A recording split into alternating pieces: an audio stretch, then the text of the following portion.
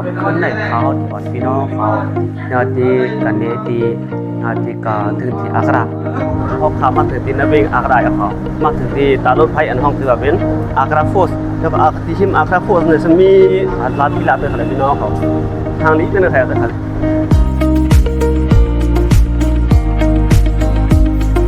ตัวเด็กพี่น้องผู้ตัวได้ตัวแต่เขาทำผู้ต้องจริง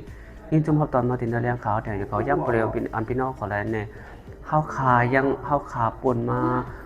ลักษณะเสียก็ปนมาทางปาราบังกีเสียก็รู้ที่ปาราบังกีเขาขึ้นในปนออกมาเขาตั้งติดแค่มี14-15 ลักษณะเขาอย่างเขาขามาถึงที่ในเป็นเส้นตั้งอันรู้ที่ลักษณะต่อถึงอาโซเดียเขาจะก็เป็นเส้นตั้งถึงกลางในวันอันนั้นขางอกเข้ามาถึงตั้งในอันนั้นขาอยู่เช้าพ่อย่ำเลยเนี่ยไก่ตั้งโหนดติดแค่มี2 หลักเขาแล้วก็ลูกตีจือวันยิ่งตั้งแผนนั้นสำห้องจือว่าเป็นจรัญพุทธแล้วก็จือวันในสำห้องจือว่าเป็นปีเท่าไรในเขาในเป็นตีวันอันไก่ตั้งลงแล้วก็ย่ำตัวในคำขึ้นในเขาที่อ่อนพี่น้องเขาเนาะที่กันเนที่กาถึงที่อักราที่กาถึงที่อักราที่ในรถไฟที่ปาราบังกีก็10 โมงยัน10 โมงคือในเขาขายเลยตัวขายมันรถไฟที่มา10 โมงคือเขาก็ติเกี่ยวรถไฟจะก็ถึงที่อักราที่ถึงกลางใดเขาแล้วก็ถึงกลางใดหลายโมงแต่เขาเอาไปหุ่นของเขาเขียนเป็นน้องเขาเขียนแต่ประตูจะเป็นสีขาวค่ะเอายามจำมา9 โมงจำมา10 โมงแต่เดี๋ยวก็10 โมงครึ่งเดี๋ยวรถไฟที่มาเขาเดี๋ยวเขาก็เดี๋ยวพี่น้องเขาจะกัดเขาทานออกเครื่องโคเดี๋ยวเขาแฮนด์ไว้ทั้งหมดทั้งสิ่งตัว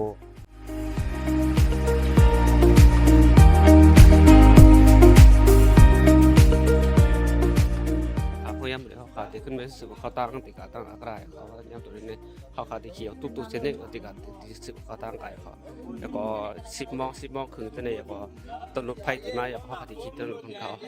ในเป็นพี่น้องเจ้าเฮิร์นอันที่กระทรวงเขาถึงที่ตารถไฟที่นาเวงปาราบังกีแต่เขาด้วยกันเลยจื้อห้องตัวนั้นนเรนเดอร์ในเขา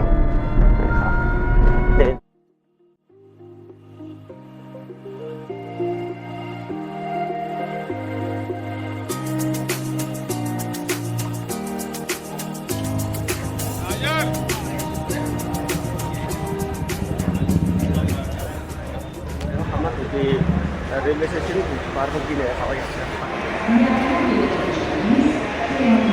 गलती झांसी बिना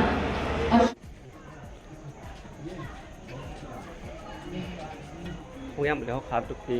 เขามาถึงไฟตรงเขาแต่พอยับตัวเขาข้ามคือตั้งเลยก็มาถึงตีเชียนตั้งรถไฟหมาย3แถวหมาย3แล้วพอยับตัวเขาขับมาจีเปิดรถไฟที่ในของเขาขนาดตอนรถไฟจีมาห้องย่ำเดี๋ยวเขาขับมาถึงที่ไหนเป็นข้าวย่ำเป็น10 โมงครึ่งเขายังเขาขับมาถึงที่เขาขาติดได้มาเปิดทางกั้มมันก็ตอดตัดไฟรถไฟที่ถึงมาเขาในรถไฟมาเขาพาที่เขียวแต่รถไฟเนี่ยเขาจะบอกติดกับถึงที่วิ่งอักขระของเขาใช่ไหมห้องย่ำเดี๋ยวเขาขับมาถึงที่นั่นรถไฟตารถไฟแต่ว่ารถไฟเนี่ยเขาตั้งขึ้นเด็กขึ้นเขาย่ำตัวนั้นจะเป็นเขาย่ำ10 โมง 40เนี่ยเขาขับมาเลยรถไฟเขารถไฟในที่อ่อนที่นอกที่อ่อนเขาพาที่กระสือที่วิ่งอากาศในกลางวันบุกมาคำในสุดขึ้นที่ได้นอนในรถไฟเนี่ยจะอยู่กลางวันแทงต่อถึง10 โมงกลางวันถึงที่อากาศเขาถึงที่อากาศที่ต้องเลิกอ่ะถึงที่ตารถไฟถึงที่อากาศถึงที่อากาศโคตรเขาจะบอกเนาะ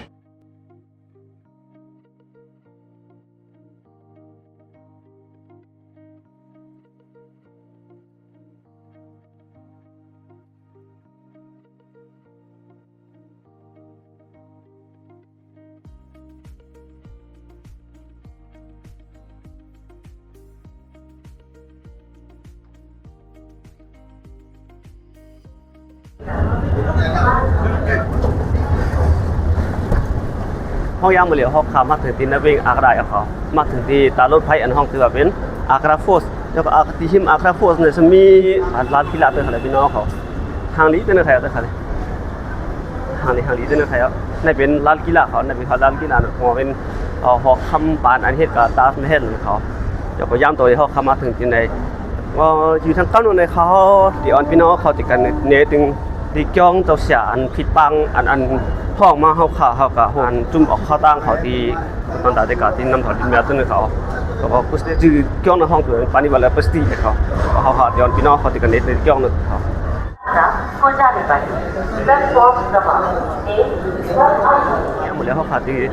กาถึงก็จำในตารถไฟอันเฮาขี่ในเฮ็ดกึดที่ไหนเขาอยู่แต่กำเนิดเขาที่ออนพี่น้องเขาที่กันเน็ตต้องที่จ้องนึงเขาตารถไฟที่ไหนตัวที่เป็นหื่นมันนะตารถไฟลงจังได๋ที่นั่นน่ะเป็นลานกีฬาเขาแล้วก็เฮาขาดที่ออนพี่น้องเขาแต่กะยามตัวเฮาขาปุ่นมาเอาตารถไฟที่ตั้งในเดี๋ยวขอเฮาขาดลงมาออกมาถึงที่เส้นตั้งโลก็ตะโกนที่กะที่ลานกีฬานี่ที่เมื่อตั้งภายหลังได้เขาที่จำหนักเส้นในเดี๋ยวเขาย่ำเลยเฮาขาดที่ออนพี่น้องเขาที่กะที่จ้องพระอันเฮาขาดเดียวผมต้องปล่อยเขาตั้งนึงเขา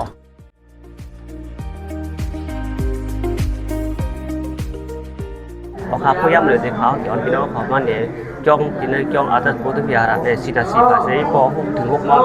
ก็ว่าเขาขาดเดียวถึง6เขาย่ำ6 โมงแต่ก็เขาขาดที่ขึ้นรถที่นั่นที่ขึ้นไม่เดี๋ยวเขาตามให้เขา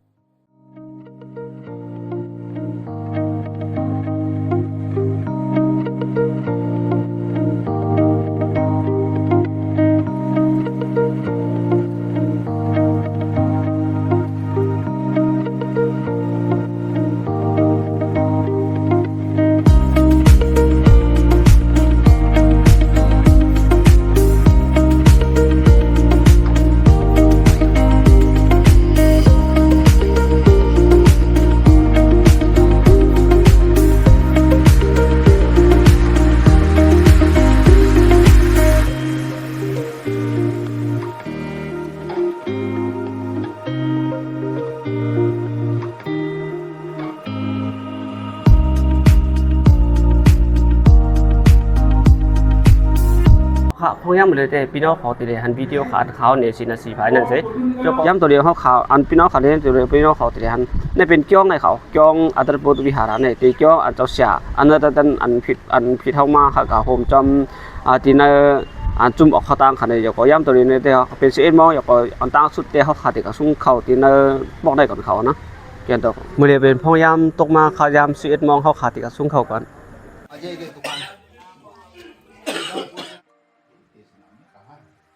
इस वजह से यहाँ पर सुगति को प्राप्त होने के लिए और मनुष्य को चाहिए सबसे पहले श्रद्धा उत्पन्न होना जब श्रद्धा उत्पन्न होने के बाद तब मनुष्य कभी दूसरे की सेवा करना मदद करना दान देना कभी करता है जब इसके बाद में हमारे मन में प्रसन्नता बना के रखें तो यही हमारा सबसे बड़ा धन है इस वजह से और यही धन अनेक जीवन तक सारा अब कहाँ थे माता जी हम लोग तो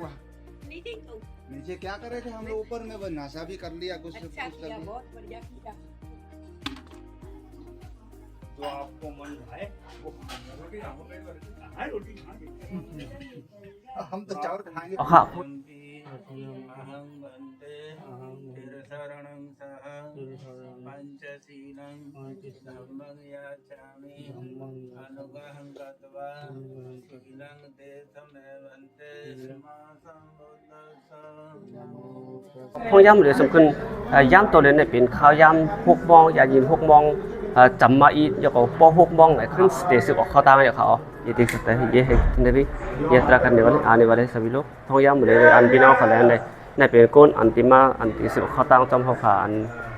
ลูกที่เนวิ่งอากาศเนี่ยเขาแล้วก็เจ้าเสียเนี่ยเขาอันเดียวอันเขากะที่ได้เจ้าเสียเนี่ยเขาขาไปหูเขาเขาในเส้นเส้นก้นตัวนี้เป็นเจ้าสังตึงหนุ่มโคตึงหนุ่มสังกัดมาเร็วกว่าเขาย่ำตัวเป็นจำ8 โมงเขาขาดจำเดียวเขาตั้งให้เขาเพราะวิดีโอเขาพยายามเลยแต่เดี๋ยวสู้กันกับเขาซึ่งเจ้าพี่น้องจำแนกเขาเนี่ยก็แค่ตัวปันอินปันแห้งแรงเขาเนี่ยสิกำพามาสูงค่าแล้วพอพี่น้องเขาแค่ตัวก็ถ่ายตัววิดีโอที่มานะเขาเดี๋ยวพี่น้องเขาติดอันนี้ที่นักเขาตั้งเขาเนี่ยเขาที่นักเขาตั้งที่มานะที่นักวิดีโอที่มา